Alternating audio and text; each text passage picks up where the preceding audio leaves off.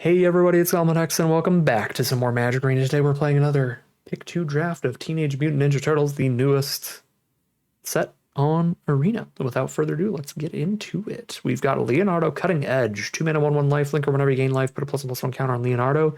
It's actually not like a whole life gain archetype in this set, but there are a lot of random food artifacts that you can gain life with, and if you sneak Leonardo in, you get that first trigger for sure, and it could stack up really, really well.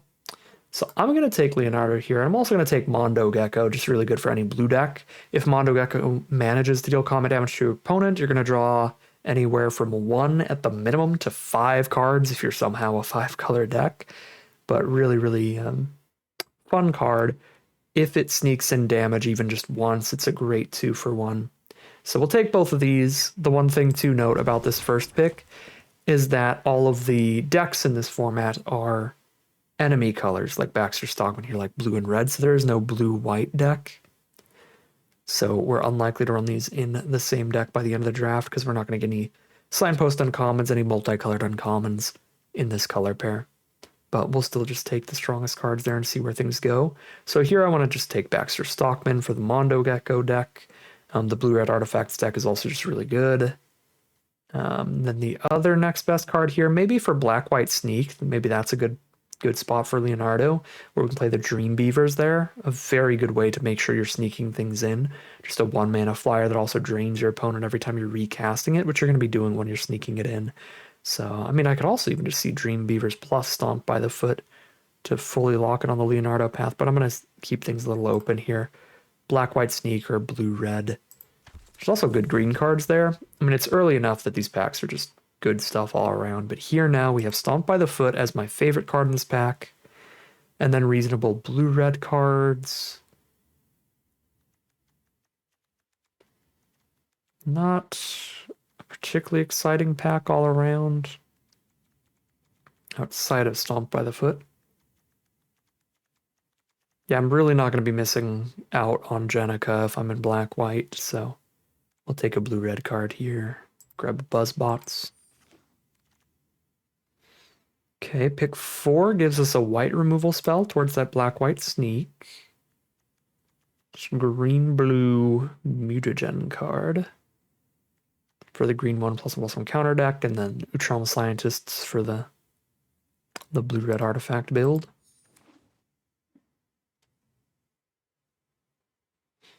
Okay, so what's happening here is we're going to have essentially a 50% black-white sneak deck and a 50% blue-red deck, and then just kind of based on what we open next pack, I guess, we'll pick between the two what we're going to do, but we have to decide next pack or we're not going to make playables.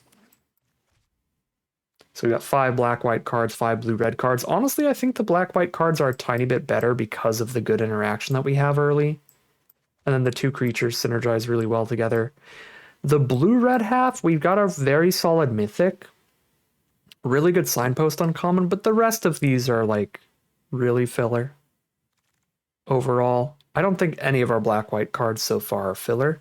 So I think we're more likely black-white sneak than blue-red artifacts here.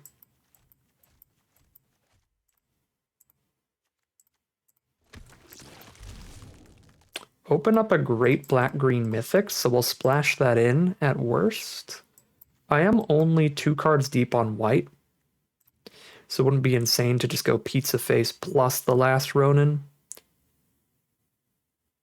Locking in on black-green here. Last Ronin's absurd. It's a board wipe that will then reanimate one of your creatures later.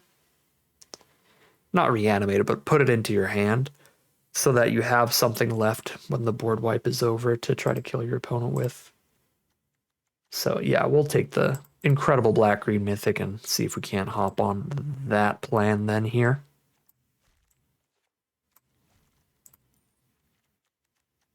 Yeah, this is a super reasonable start to black-green. This is perfectly fine.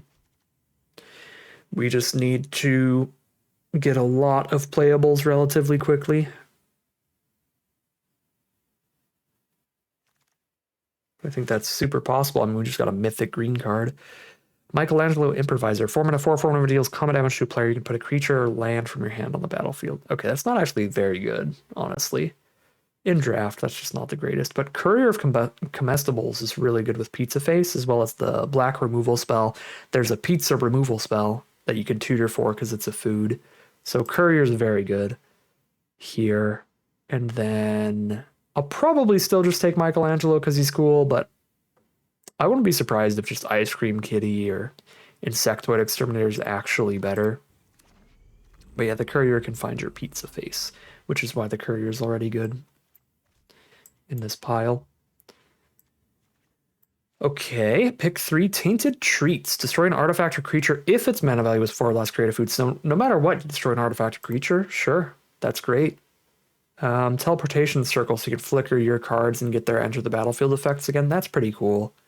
We've got 2 removal spells. We're taking a third. We've got a board wipe as well. I don't think I need to take Tenderize too highly here, so I don't mind just grabbing a Michelangelo or a Cryptid. I think I'm still going to take the Tenderize, though, because Michelangelo, because of the Legend rule, is a card you only want 1 copy of. And the Cryptid is pretty filler, so we'll get our non-creature spells locked in. Oh, wow, another Tainted Treats. This time I definitely need the second card to be a creature of some kind. Just a top-end Rocksteady looks fine.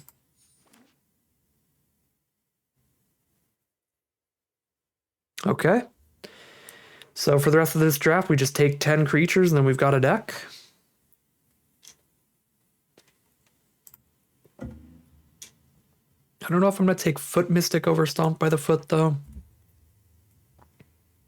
Probably should. Really should. Yeah, even if they're filler, I'm going to make sure I'm going to have my Critical Mass of creatures, because I could see later picks ending up having, like, no creatures, but still, like, a Stomp by the Foot or something. Chrome Dome. This card's so good in blue-red. This card's absurd in blue-red. I mean, it's really good with Anchovy and Banana Pizza, too, because you can keep making copies of your Anchovy and Banana Pizza. So we could play it as like a Splinter Twin combo. If we draw the 2 cards together, we win. But usually it's just a 2-mana 1/3. I mean, I'm looking for filler creatures anyway. I'm going to take the Chrome Dome here. I probably shouldn't, but that's too bad.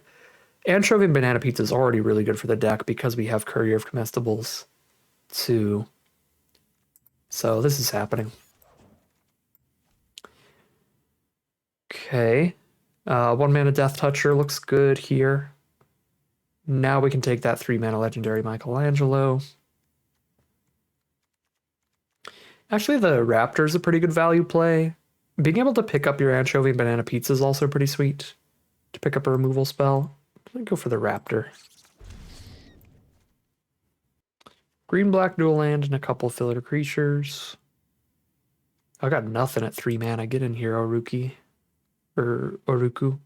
Oroku.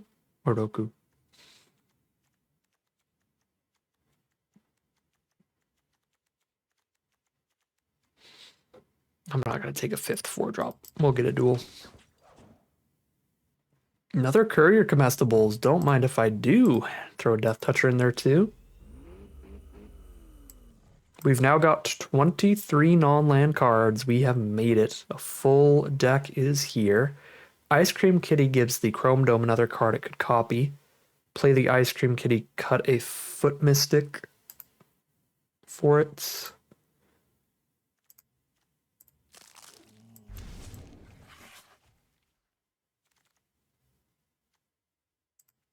Here's that Michelangelo Encrypted. Perfect. Fill out that 3-mana slot.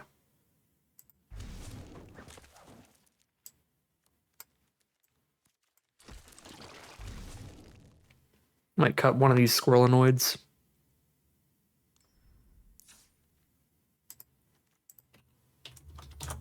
All right, we just got a really solid green-black deck here.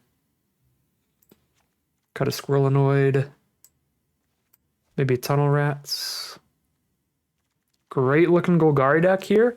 We stayed pretty open and then just got a huge green-black pull in pack 2. Pushed into it. There was nobody in the pair, so we got some Tainted Treats too. Very, very solid stuff for this deck. We got some cute combos too if we manage to Chrome Dome alongside Anchovy and Banana Pizza. But yeah, pretty excited about this one. So without further ado, let's just hop in the gameplay and see how far it can take us. No black source. I should mulligan this, and I might lose because I didn't. But oh, if we draw those swamps, I got Chrome Dome Pizza. It's the combo. Give me a swamp. Uh-oh. First draw's not even a land.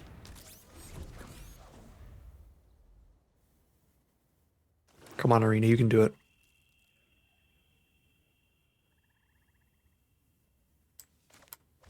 I guess not only is the first draw not a land, it's another black spell specifically. Give me a swamp. Oh boy. That is a tremendously powerful late game play at least, so if we stumble a lot but manage to still be alive by the time we hit 6 mana, that can still win us the game. So I don't mind that as much as drawing like the 3 mana black creature there earlier.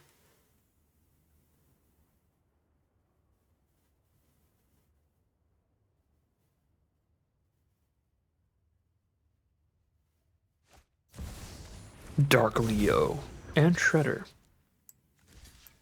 Oh, gives Death Touch? Oh, Jesus. Oh, it's whenever they hit us that they get a 1/1. Okay. So I only have to worry about specifically Dark Leo and Shredder hitting to give them the extra ninja tokens. That is 4 non-land draws in a row? Maybe just 3.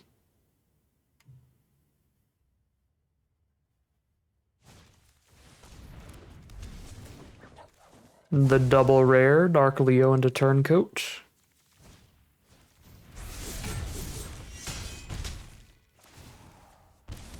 And then the life loss too, you got it. The 5 ninjas on board to get the make me lose half my life thing. Alright, I mean, I should not have kept that hand, but also our opponent had the high roll hand. Really, really good hand from them. 0-1 it is, heading into game 2. Oh boy. This deck has a 50-50 split of black and green sources. We started mono green, now we start mono black. It would be an awful shame for this deck to just lose to mana. So I think I'm just going to take the mulligan on this one. Okay, mull to a pretty mediocre 6.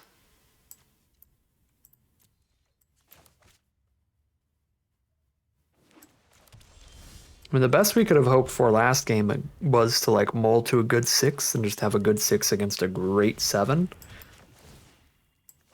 It's been a little bit of a rough swing of luck to start off this draft so far. It's another black-white deck. There's the Feather-Brained Filcher they can use to sneak stuff in. Might stomp the Filcher. I don't hate that.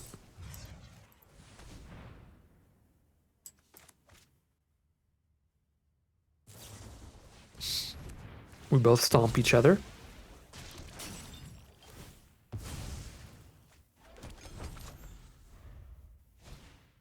There's a Tunnel Rats. Here's a Chromity Domity. I don't really want to play the Foot Mystic till I get the extra card out of it, so turn 5 I can crack the Mutagen and play the Mystic in the same turn.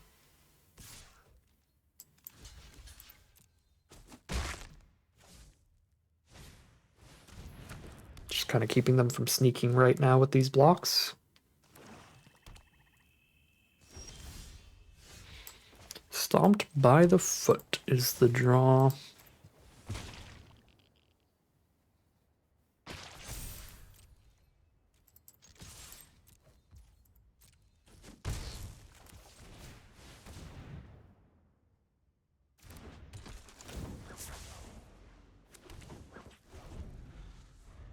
Got our Foot Mystic down with its bonus buddy, and there's the Henchbots to exile the Chrome Dome for a second.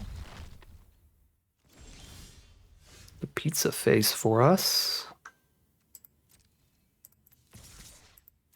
Send in the squad. Double block there. Tempted to get Pizza Face going here, but I should probably just Tainted Treats.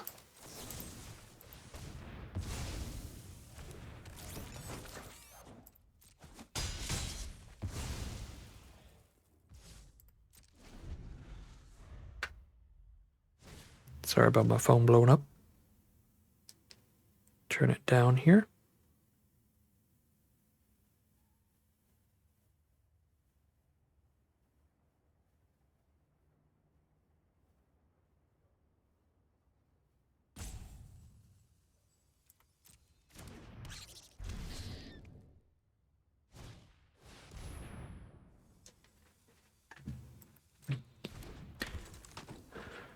Karai, Future of the Foot.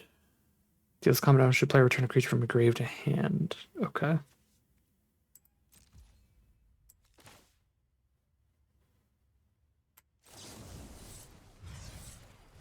Definitely kill her.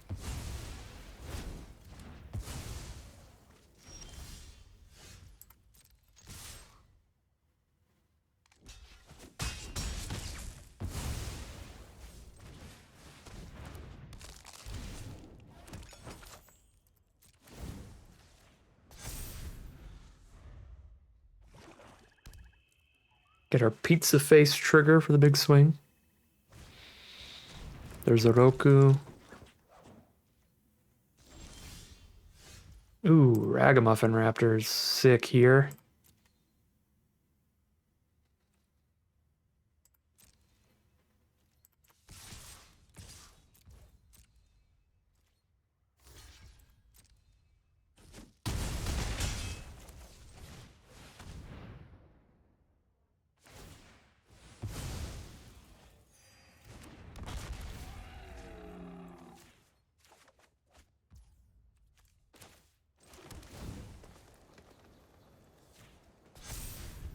Spread all our counters around.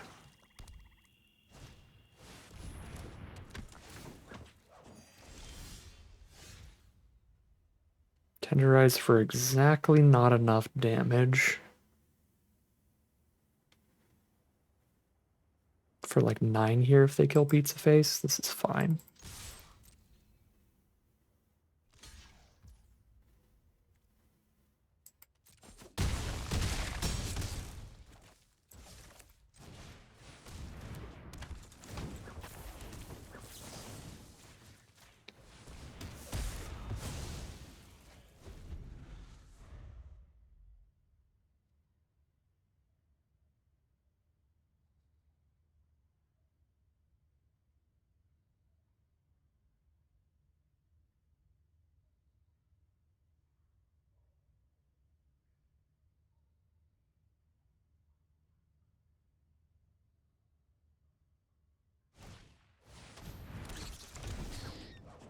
It's pretty strong. Leonardo's technique, picking up 2 creatures from their grave. Block our 2 4/3s and take 4. They have 2 food here, which makes it's a little difficult.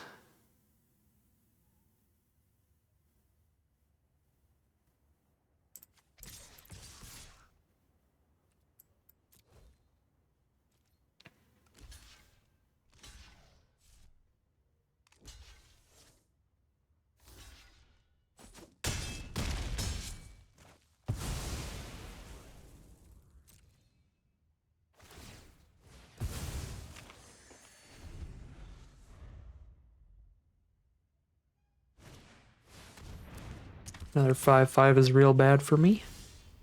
Oh, we got the Wombo. If they don't have a way to kill Chrome Dome, this is going to handedly win us the game.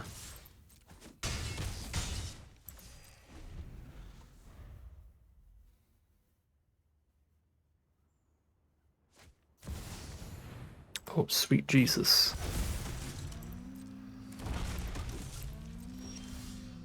It's pretty good.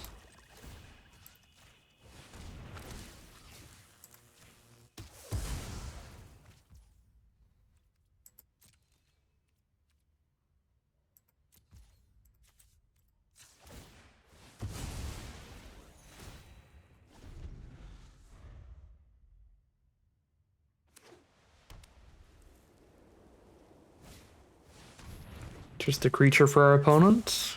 It looks like we're doing it. Chrome Dome, Anchovy, and Banana Pizza. Going to find the victory here.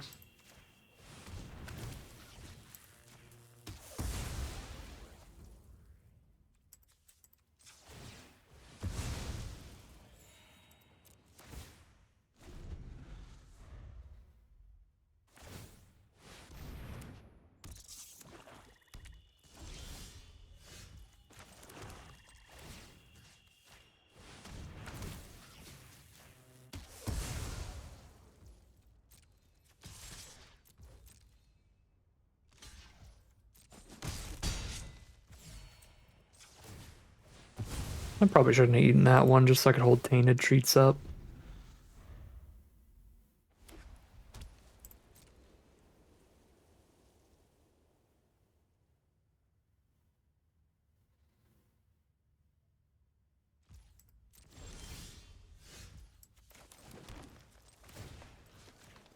Now we got the mana for double pizza every turn.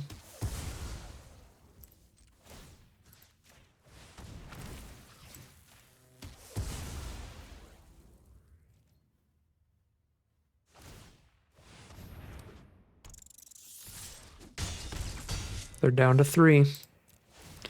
We'll see what their last draw step gives them.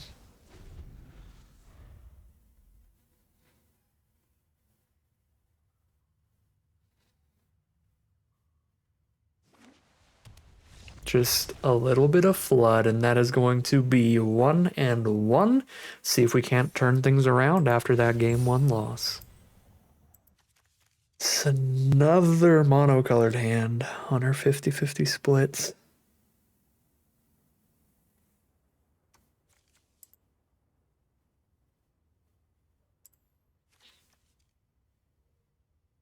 It's 9 sources of each too, because we took a duel.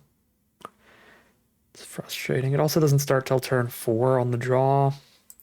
Well, this... I mean, it's got the Forest Cycler, I guess, so that we can start with Tainted Treats, but it doesn't play a creature till turn 4. Okay, this is better.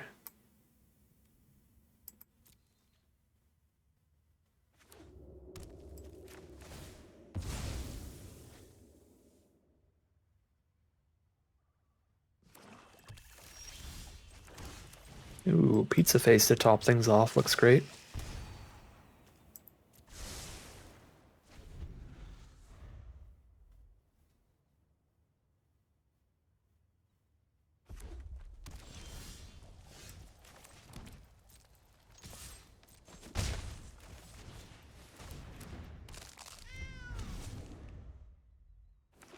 Playing against black, red, and green. There's the null group of biological assets.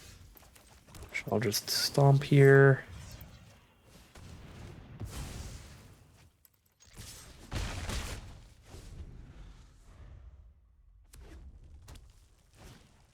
Rock Soldiers. Play our Pizza. Which we can then pick up with the Raptor later.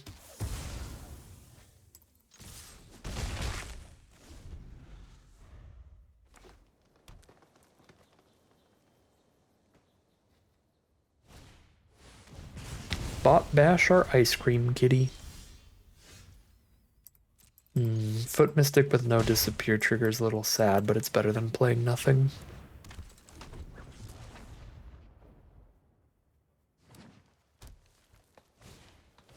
There's their own Pizza Face.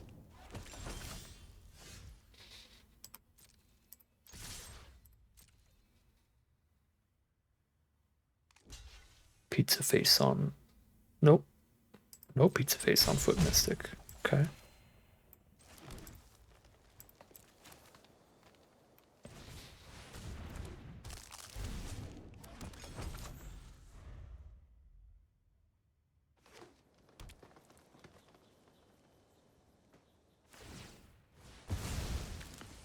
Crack their food so they get a Pizza Face trigger.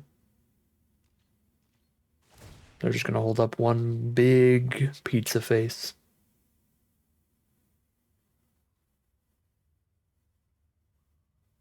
Oh, Pizza Face can't put counters on himself. Rough. Super rough turn for our opponent, actually, all around. I don't think I'm attacking with my pizza face, but I can attack with these two.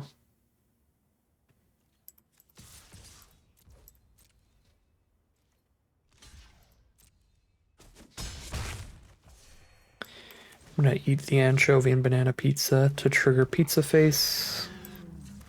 And put the food in grave for the raptor to pick up a removal spell from our graveyard.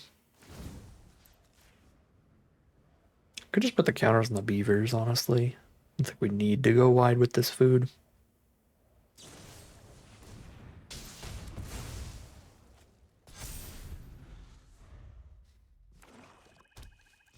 Opponent is flooding out. There's Michelangelo that we can sneak in to play the raptor. Be really nice.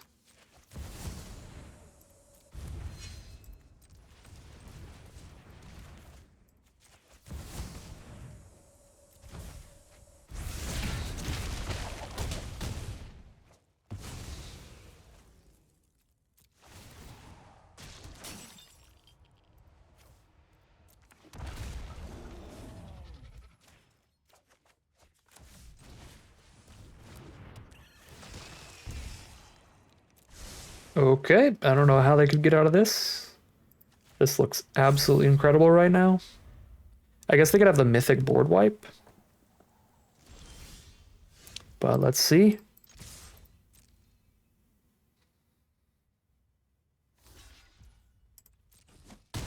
Oh and 1 into 2 wins in a row it is. 2 and 1, at least a 50-50 record here as we head into game number 4. All right, we're on the play for game number 4. This might be our best opening hand yet. We have a 2-drop, then a removal spell, and then finishers.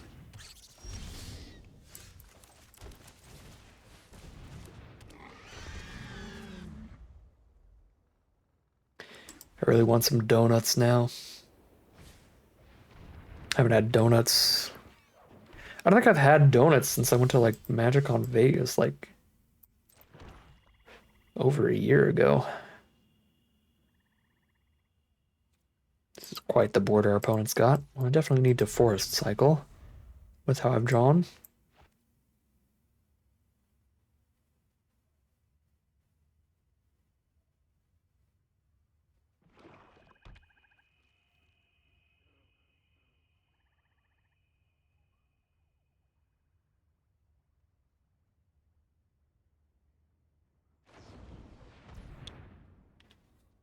Stomp our escapees, sure.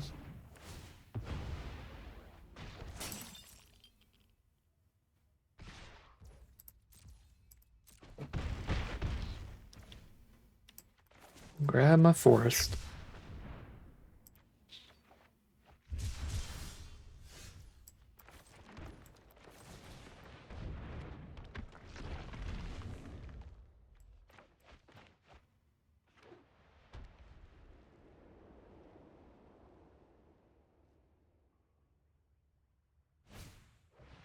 There's removal on our 3/3. We take 3.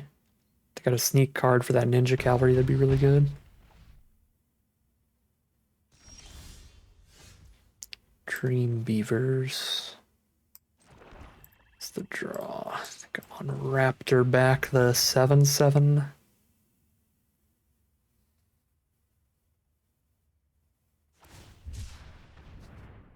Ooh, Forest Cycle, a double green card in their black-white deck, so black-white-green.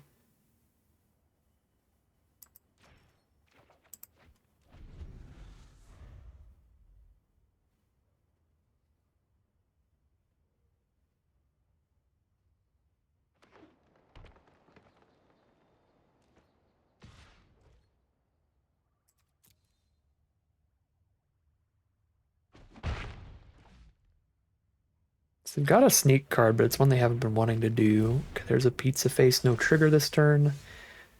Courier can find removal if we want it, but I can also just Tainted Treats. Let's just Tainted Treats while they're tapped out.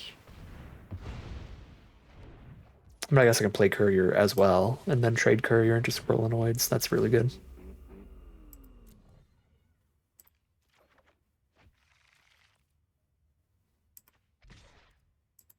Yeah, that's super good value.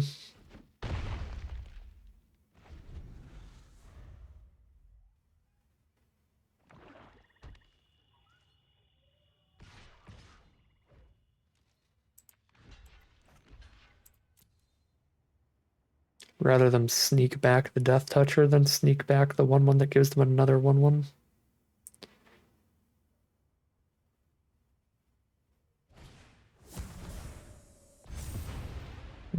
That works pretty good.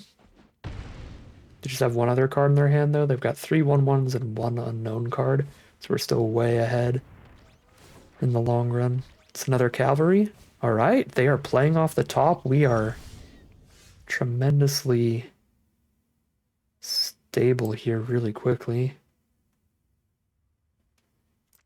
It's the best way to play this out. Let's go for 2 creatures immediately. Oh, the Chrome Dome, Anchovy, and Banana Pizza combo again? It's actually not very good on this board, spending a bunch of mana to kill 1/1/1. But if they draw into anything that matters, it'll be great. It's very cute.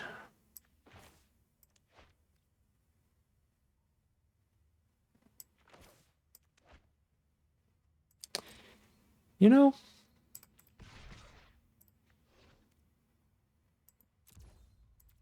I think I'm in the position to trade Michelangelo into this Death Toucher. They have so many creatures, he's never going to damage them, so he's essentially a 4/4 with no text, and this will give me the Pizza Face trigger. They're playing off the top. If they don't draw removal quickly, Pizza Facing up a Dreambeavers could kill them super fast. That said, their board is wide enough. I'm gonna activate 1 food first, but then I'm gonna just start loading up this Dreambeavers. Mutagen onto it, end step, more counters on it. Just go from there.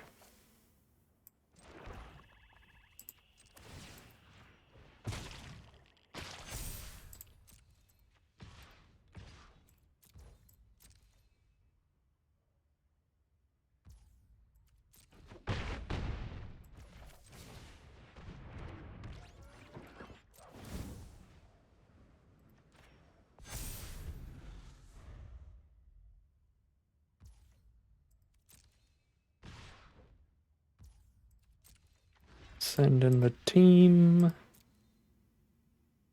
Block the non-tokens, so if they sneak, they have to permanently lose a creature. They are sneaking.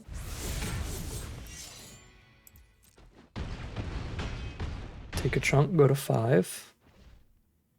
They're at 10 life. They're at 13. I've got 5, 6, 7, 8, 9, 10 on board. Can't kill them here, but I can certainly make it so they can't kill me.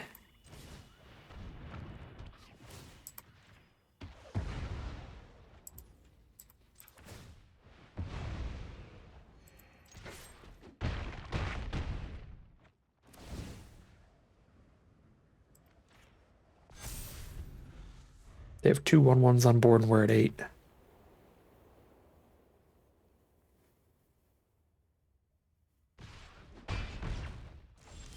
Okay, there's the concession from our opponent. That is 3-1. Made it all the way to the final battle after our round 1 loss. Let's see if we can't rally all the way to a trophy run today. All right, here we are for the final game of Magic. We're on a 2-land opener with the 6-drop we really want to make it to, but we have plenty of castable stuff here early to try to keep us alive until then. And this will be our first time potentially casting the last Ronin, so we'll see if we can't just get a victory off of that busted rare this game. Okay, we are missing our lands, sadly. There's the Surveillance Cam to slow us down too. Not ideal, but we have castable spells for now.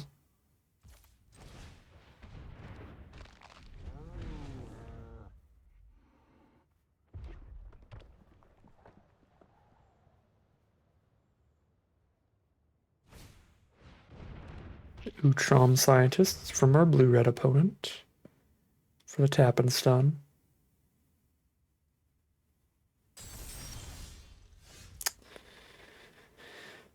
Just not going to do it, Arena. It's 3 for 3 on our missed land, sadly. Drop the dome and pass. Oh, I could have played... I forgot dome gives +1/+0 to the Ice Cream Kitty because we're not an artifact deck, so I keep forgetting that aspect. Because it's almost never relevant, but when we specifically have Ice Cream Kitty out, it is relevant. So I missed 2 points of damage there.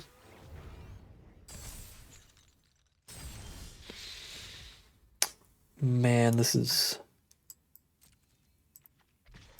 disappointing, but we're not technically under pressure yet.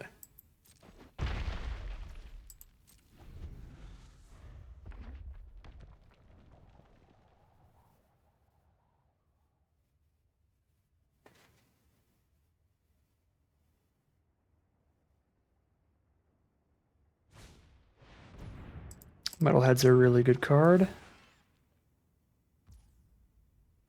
I have the anchovy and banana pizza for the Chrome Dome, so I doubt that I'm sacking that to Stomped by the Foot.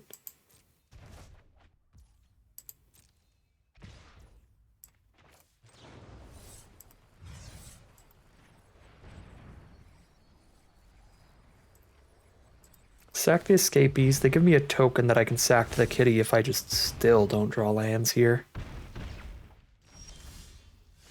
We still don't draw lands here. I need mana so bad. Come on, kitty.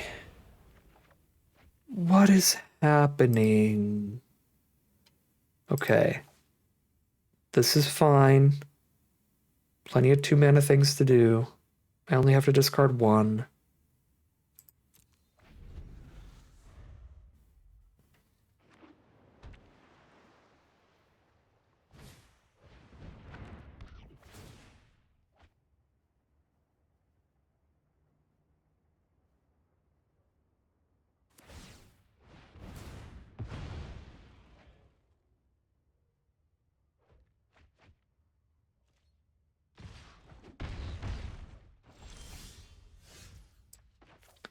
There's land 3.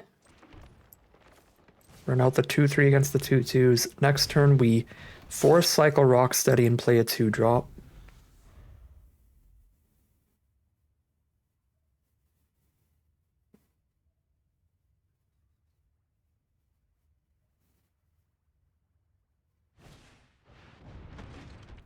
General Trag's really good.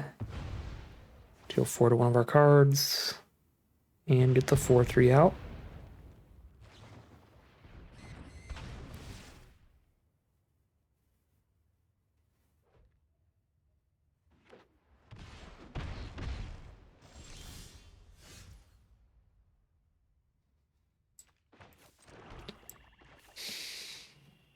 Run out the pizza here. Since we hit the land that turn.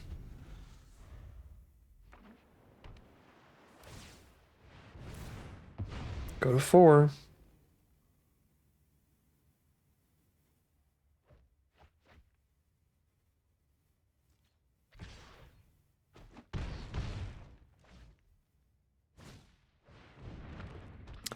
What a disappointing ending. What a disappointing ending. That's Magic for you. That was 100% a keep, and there was nothing we could do that game. We just did not draw lands, period. I think this deck absolutely could have gotten the 4-win run if I mulliganed in the first game. That was because I just really wanted to do Chrome Dome Pizza things, so I was keeping super risky hands for that I should not have. I think that's the one thing we really did wrong was our game 1 mulligan decisions. So our first loss, 100%, had a chance of changing. Although, that said, our first loss, our opponent had a really good start, so we would have needed a really good 6-card hand. But this deck's capable of it. We've got huge bombs of our own. We just never got to play them. The last Ronin actually cursed. It's only going to show up when we just will not draw mana. Because I think that was twice we had the last Ronin and just couldn't do anything with it. All right, I mean, 3-2 is still a good record. That's still a positive win rate. That is still in the money. But the way that it happened was very, very disappointing. That last game was frustrating because we stumbled on mana so long that it's like because of how long it took us to hit those lands, like we know for sure if we hit them on curve, we would have won pretty easily because our opponent had good cards for sure, but they did not have a lot of pressure at all. So we would have had like a better curve and more pressure by quite a bit if we just hit our lands there. Because, yeah, the fact that we survived as long as we did is pretty reasonable there for the two-lander. All right. 3-2, still a good record, still in the money. Would have loved to get the 4-0 with this one. I think it absolutely could have gotten there. I think we drafted this one really well. I think this was absolutely the spot to be. This deck looks great. It's got a little bit of filler in it. It could have been better for sure.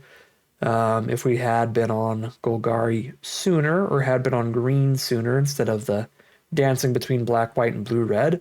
But honestly, this looks like a premium deck. Just didn't quite get a premium record, just a solid one today. But that is going to end today's video. As always, I'd like to thank my patrons and YouTube members for their support, as well as you for watching the video. If you enjoyed it and you're interested in seeing some more, you can always like, comment, and subscribe to tell the YouTube algorithm to send you some more in a recommended feed. If you'd like to support the channel directly, you can check out the Patreon link in the description below. And other than that, as always, thank you very much for watching, and I'll see you again soon for some more Magic Arena.